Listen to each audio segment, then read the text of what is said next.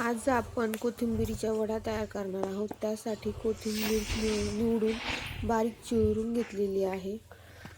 त्यासाठी मी ह्या कटरचा वापर करते। हे कटर मला चांगलं उपयोगी पडतं। त्याने बारीक कोथिंबीर, कांदा, टोमॅटो कापलं जातं। मी शक्यतो ह्या कटरचाच वापर करते। कटर हे खूप मला तर खूप फेवरेट आहे माझं, कारण की मी शक्यतो हेच कटर वापरते।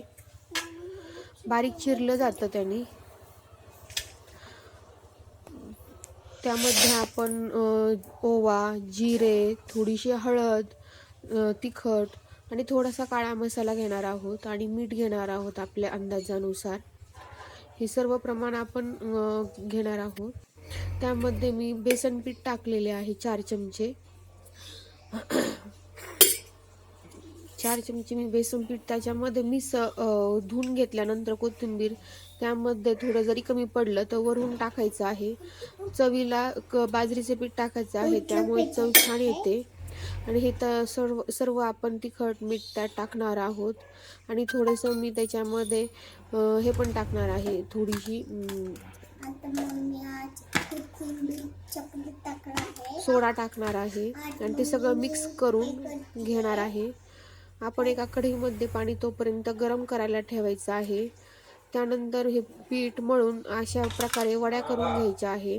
चाळणीला तेल लावून त्यात ह्या वड्या ठेवायच्या आहे आणि नंतर मग ते आपण ती चाळण गॅसवर त्या कढईमध्ये ठेवायची आणि 15 ते 20 मिनिटाकरता झाकण ठेवून द्यायचं आहे।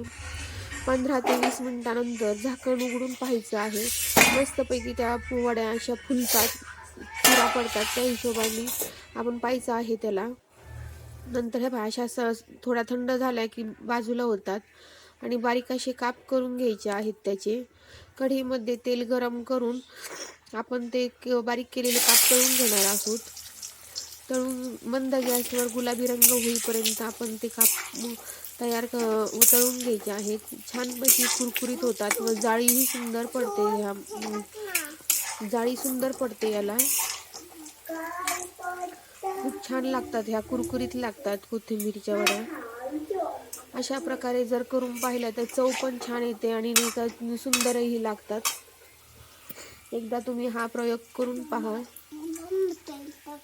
छान अशा आपल्या वड्या तयार झालेल्या आहे। पहा, त्याला सर्व वड्यांना अशी जाळी पडलेली आहेत आणि कुरकुरीतही सुंदर झालेले आहेत। जाळी पहा, छान जाळी पडलेली आहे त्याला। सर्वच वड्यांना जाळी पडलेली आहे।